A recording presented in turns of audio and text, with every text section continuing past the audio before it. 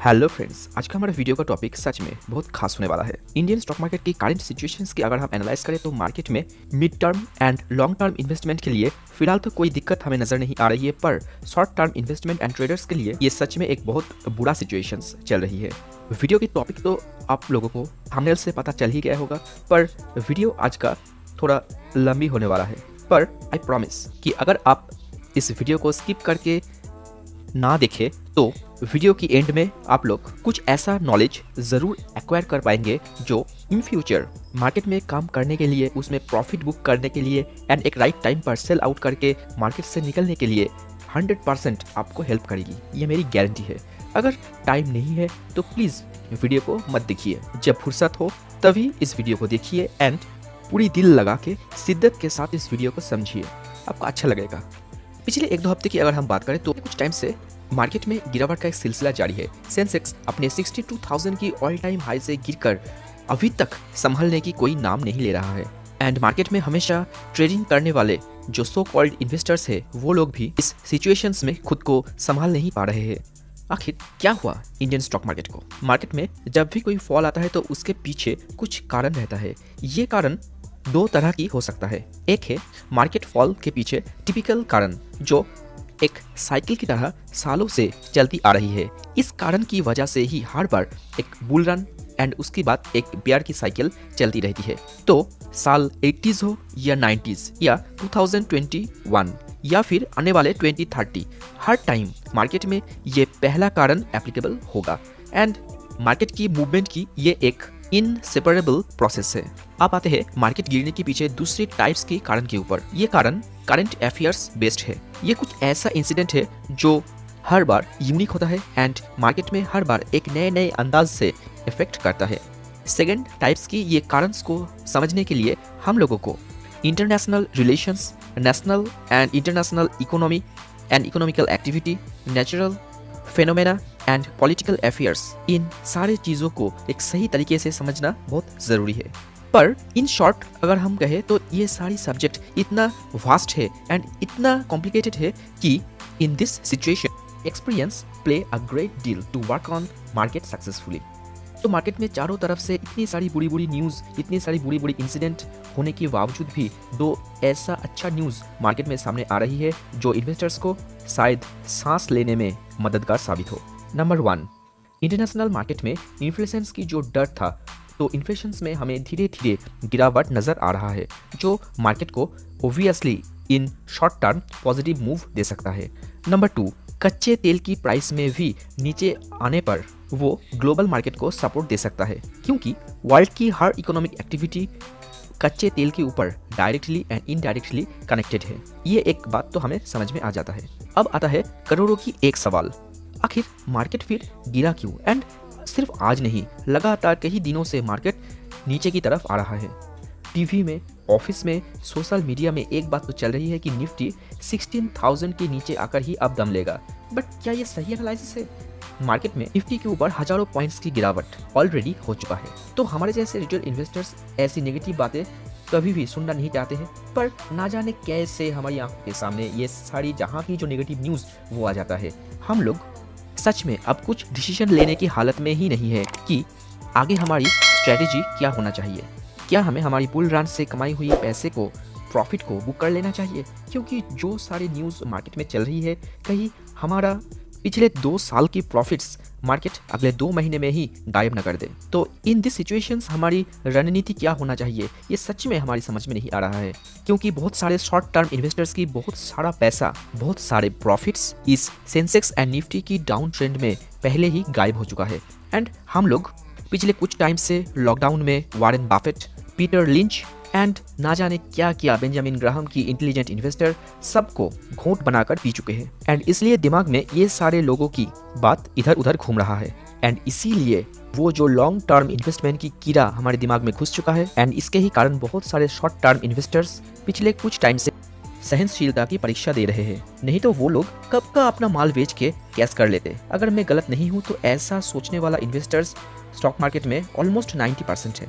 अगर मैं गलत बोल रही हूँ तो प्लीज़ मेरे वीडियो में कमेंट करना एंड अगर मेरा एक बात सच है तो प्लीज़ इस वीडियो को उन सारे महान इन्वेस्टर्स को ज़रूर शेयर करना एंड वीडियो की ऊपर लाइक करके चैनल को सब्सक्राइब कर लेना ज़रूर, क्योंकि मार्केट की फॉल में तो लॉस हो रहा है ना, पर इसमें सच में कोई लॉस नहीं है। पर अगर कुछ बातों से अपना इन फ्यूचर थोड़ा बहुत प्रॉफिट हो जाए तो इसमें बुराई क्या है। एंड ये एक बात तो हमें स्कूल में सिखाया गया था कि शेयरिंग इज़ केयरिंग, तो वीडियो को ज़रूर शेयर कीजिए एंड मेरे चैनल को सब्सक्राइब कीजिए। तो दिमाग में से सारे इन्वेस्टर्स की जो कीड़ा है उसको निकाल के हमें आज ये देखना पड़ेगा कि टिपिकल कौन कौन से कारण की वजह से मार्केट में गिरावट आता है, जिसको हम लोग हमारी करंट मार्केट की जो गिरावट है उसकी अकॉर्डिंग एनालाइज भी करेंगे। नंबर 1, जो इकोनॉमी का मूल सिद्धांत है वो है demand and supply theory that creates market forces. Market में एक डर का सिचुएशंस बनी हुई है। मार्केट में जो गिरावट आ रही है उसमें फॉरेन इंस्टीट्यूशनल इन्वेस्टर्स यानी FIIs की ह्यूज सेलिंग के साथ साथ most of the time retail investors की पैनिक सेलिंग भी शामिल है। मार्केट की मूवमेंट को अगर हम देखें तो मार्केट में पिछले कुछ महीने से DIIs एंड FIIs दबा के लगातार माल बेच रहा है, तो उसके चलते मार्केट में शेयर की सप्लाई बहुत गुना बढ़ गई है एंड जिसके अकॉर्डिंग स्टॉक को खरीदने की जो डिमांड वो धीरे धीरे घट रही है एंड इसके कारण डिमांड सप्लाई की जो बैलेंस वो टूट चुका है एंड मार्केट में ये गिरावट स्टॉक मार्केट के ऊपर रिटेल इन्वेस्टर्स की जो पकड़, उसकी जो इन्फ्लुएंस वो FIIs, DIIs end fund houses से बहुत ज़्यादा ही कम है। तो अगर वो लोग बेचने लगे तो रिटेल इन्वेस्टर्स खरीद के मार्केट को ऊपर ले जाना तो बहुत दूर की बात है, स्टेबल भी नहीं कर सकते। ऊपर से ये ह्यूज सेलिंग को देखकर रिटेल इन्वेस्टर्स तो पहले से ही मार्केट फॉल को देख के फोमो यानी फेयर ऑफ मिसिंग आउट की शिकार बनी हुई है। तो जो पहले ही घुट घुट के जी रहा है वो रिटेल इन्वेस्टर्स अब क्या करेगा, तो मार्केट में नीचे आने की संभावना फिलहाल पूरी तरह से बनी हुई है। सेकंड जो फैक्टर है वो है कंपनी की अर्निंग्स, जिसके द्वारा ही किसी भी कंपनी की वैल्यू को मापी जाती है एंड कंपनी को सर्वाइव करने के लिए अर्निंग्स यानी प्रॉफिट तो उसे चाहिए ही। मिलियंस या फिर बिलियंस की जो इन्वेस्टमेंट उस कंपनी को FIIs, DIIs या फिर म्यूचुअल हाउसेस से मिलती है, उस कंपनी की एनालिस्ट वो किसी भी कंपनी की अर्निंग प्रोजेक्शन से ही उस कंपनी की फ्यूचर वैल्यू को कैलकुलेट करके उसमें मिलियंस या बिलियंस की इन्वेस्ट करता है। एंड हम लोगों को तो पता है इसी कारण की वजह से ही कंपनी को 4 times a year यानी क्वार्टरली अपना रिजल्ट को सामने लाना पड़ता है। अमेरिका की वॉल स्ट्रीट हो या मुंबई की दलाल स्ट्रीट, ये टाइम सबका अटेंशन कंपनी की आने वाले रिजल्ट्स के ऊपर रहता है एंड उसके अकॉर्डिंग ही मार्केट में स्टॉक्स की मूवमेंट ऊपर नीचे होता है। अर्निंग्स ही स्टॉक की ऊपर पब्लिक सेंटीमेंट को पॉजिटिव या फिर नेगेटिव कर देता है। इस पब्लिक सेंटीमेंट की वजह से ही हिस्ट्री में बहुत सारे बुल रन एंड क्रैशेस आए हैं, जिसमें सबसे बड़ी एग्जांपल है .com बबल, जिसके दौरान बबल जब आया तो कंपनी की fundamentals, earnings, business growth prospects कुछ भी खास काम नहीं आया। सारी इंटरनेट कंपनीज की वैल्यूएशंस उस टाइम आसमान छू रही थी। उस टाइम फ्रैक्शंस ऑफ मिनट्स में देखा गया था कि शेयर की वैल्यूज कैसे श्रिंक होके ऊपर जाता है एंड उसके पीछे जो कारण था वो था हाई डिमांड ऑफ स्टॉक, पर उस टाइम कोई बेचने को तैयारी नहीं था एंड हमारी इंडियन स्टॉक मार्केट की करंट सिचुएशन इस सिनेरियो की बिल्कुल उल्टा चल रही है। यहाँ पर हर कोई बेच के प्रॉफिट बुक करना चाहता है, पर पब्लिक सेंटिमेंट खरीदने की मूड में फिलहाल नजर नहीं आ रही है। नेक्स्ट आते हैं वैल्यूएशंस ऑफ मार्केट। यहाँ पर हम लोग कंपनी की वैल्यूएशंस करेंगे प्राइस टू अर्निंग्स की रेशियो पर। PE मल्टीपल्स की नाम ना सुना हो ऐसा कोई भी शायद मार्केट में नजर नहीं आएगा। इस PE मल्टीपल्स का 2 कंपोनेंट है, प्राइस एंड अर्निंग्स। कंपनी की अर्निंग्स जब ऊपर की तरफ जाता है तो मार्केट की ओवरऑल जो PE वो नीचे आ जाता है। इस 2021 में ही हमें ऐसी एक एग्जांपल देखने को मिला है। इस 2021 की शुरू में जब निफ्टी की PE बहुत हाई पर चल रहा था एंड उस टाइम सारे लोग ये एक बात कह रहे थे कि मार्केट अब कुछ ही दिनों में गिर जाएगी, क्योंकि उस टाइम सच में निफ्टी की PE बहुत हाई पर चल रहा था। पर क्योंकि उस टाइम कंपनी लॉकडाउन से तकलीफ में गुजर रही थी एंड कंपनी की अर्निंग्स भी उसके अकॉर्डिंग बढ़ नहीं रही थी एंड ऊपर से मार्केट की जो प्राइस वो ऊपर की तरफ जा रहा था। एक तरफ अर्निंग्स लो, दूसरी तरफ प्राइस की हाई मूवमेंट, इन दोनों की वजह से ही उस टाइम पर जो PE मल्टीपल्स वो हाई पर चला गया था। पर जब लॉकडाउन बंद हुआ, वैक्सीनेशन चालू हुई एंड कंपनी की अर्निंग्स धीरे धीरे बढ़ने लगी एंड तब इस PE मल्टीपल भी धीरे धीरे नीचे आने लगा। हम इस साल की जनवरी की निफ्टी 50 की जो PE मल्टीपल जो उस टाइम था, अगर उसका बात करें तो वो 38.87 था, जो आज के दिन इस 22 नवंबर 2021 को बहुत नीचे आकर 24.3 पर चल रहा है। तो ये सारे आंकड़े देखकर मुझे तो नहीं लगता है कि मार्केट में कोई बड़ा क्रैश फिलहाल आने वाला है।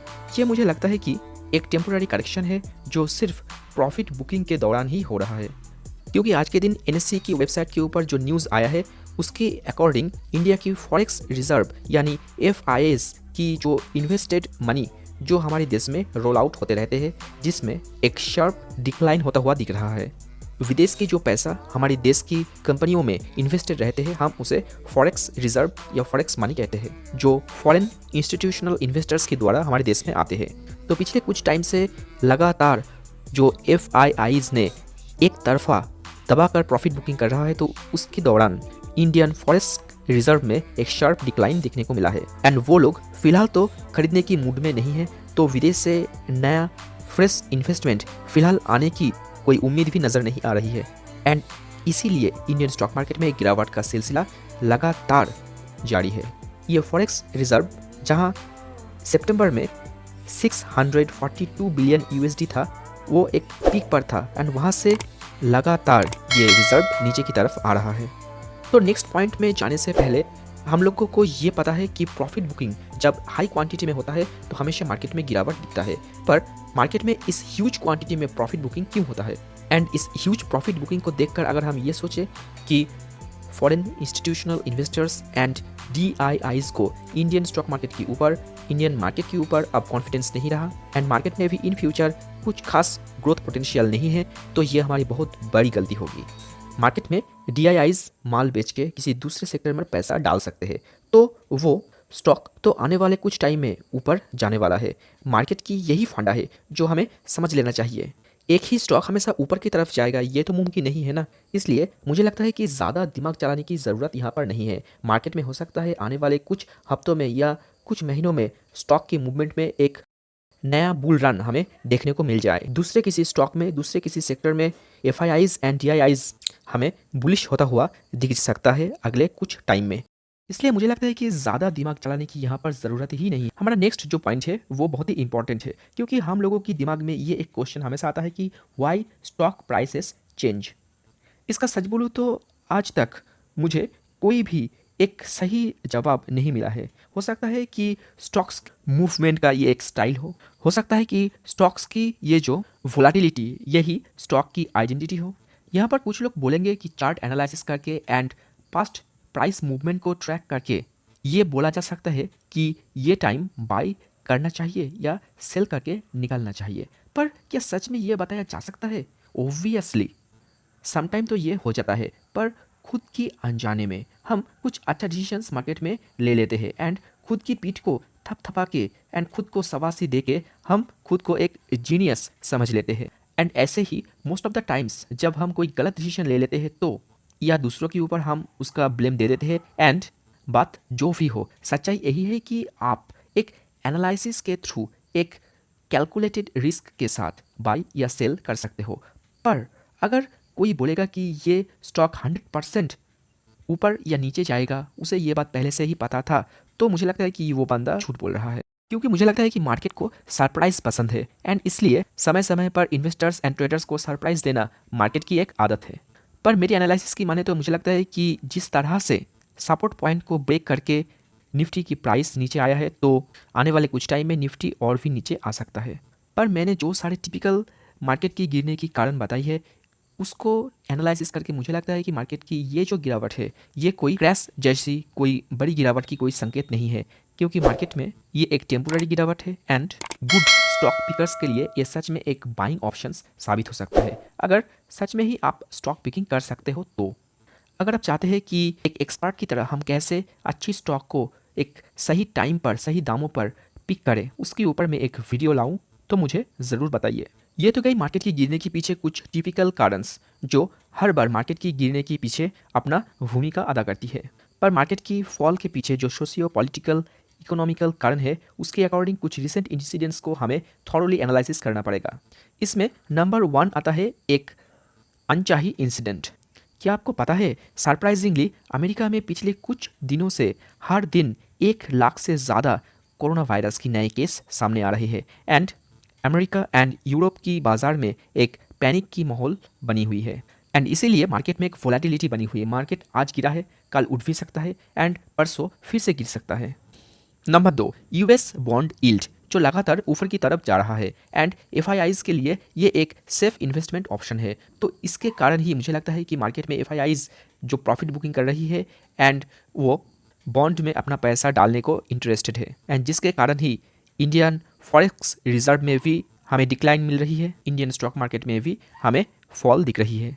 नंबर 3 है 75% QIB कोटा की जो नॉर्म्स लॉस मेकिंग स्टार्टअप को IPO लाने के दौरान फुलफिल करना पड़ता है एंड उसके कारण से ही मार्केट में एक के बाद एक धड़ाधड़ IPO आ रही है एंड मार्केट एक के बाद एक नीचे जा रही है। इंटरनेशनल मार्केट से जो एक अच्छी न्यूज़ सामने आ रही है वो है फेड की ब्याज दर को बढ़ाने को लेकर जो एक सिलसिला वो धीरे धीरे कम होता हुआ नजर आ रहा है, जो Indian market and global market में स्टेबिलिटी ला सकता है। तो संकेत कुछ खास बुरा भी नहीं है।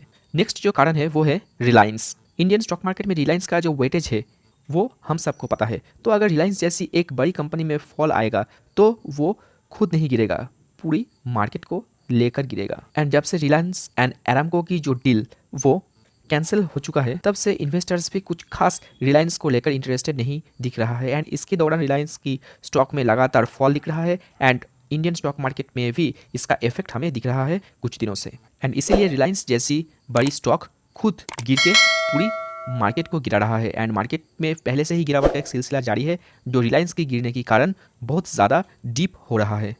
तो मुझे लगता है मेरे इस वीडियो आपको मार्केट में आने वाले टाइम में एक सही डिसीजन लेने में ज़रूर मदद करेगी एंड मेरा ये हमेशा मोटिव रहता है कि मेरी इस छोटी सी फैमिली में जो जो मेंबर है सब लोग मेरी इस वीडियो से कुछ ना कुछ नया सीख के जाए। मार्केट की 2 इंपॉर्टेंट फंडे, एक है लॉस को मिनिमाइज करना एंड नंबर 2 वो है सही टाइम पर प्रॉफिट बुक करना। इन दोनों के लिए ही जो बहुत इंपॉर्टेंट चीज़ वो है एक सही टाइम पर सही दामों पर स्टॉक को खरीदना एंड मैं हमेशा चाहता हूँ कि आप लोग एक सही टाइम पर एक सही दामों पे हम लोग कैसे स्टॉक को खरीदे उसकी जो आर्ट है वो मैं आपको सिखा सकूं। तो आप लोग अभी तक मेरे चैनल को सब्सक्राइब नहीं किया है तो प्लीज़ मेरे चैनल को सब्सक्राइब कीजिए एंड नोटिफिकेशन बेल को ऑन कीजिए मेरी आने वाली वीडियो की नोटिफिकेशन सबसे पहले पाने के लिए।